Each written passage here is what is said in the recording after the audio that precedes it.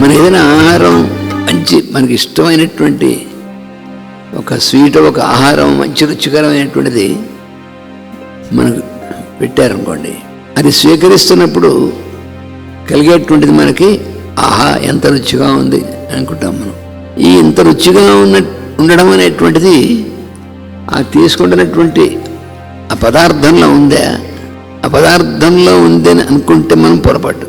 ఆ పదార్థంలో ఏముండదు, ఆ పదార్థానికి మన నాలుకకి ఉన్నటువంటి సంయోగం వల్ల కలిగినటువంటిది ఎక్స్పీరియన్స్. ఆ రుచి అనేటువంటిది నాలుకలోనూ ఉండదు, పదార్థంలోనూ ఉండదు, కానీ ఈ రెండింటి యొక్క సంయోగము మనకు అనుభూతం అయినటువంటిదే దాన్ని రుచి అంటాం.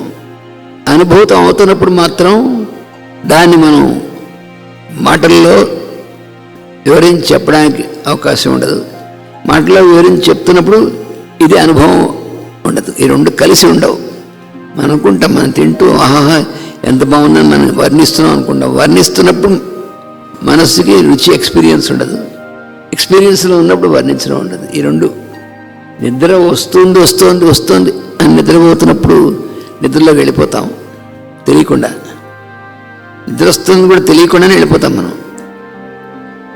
నిద్రపోతున్నప్పుడు నేను నిద్రపోతున్నాను అని చెప్పగలరా ఎవరైనా?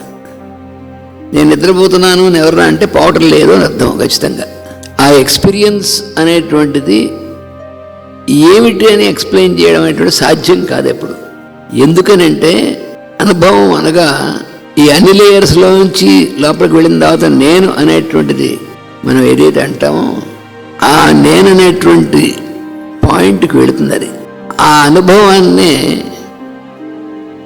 ఆనందము అంటారు.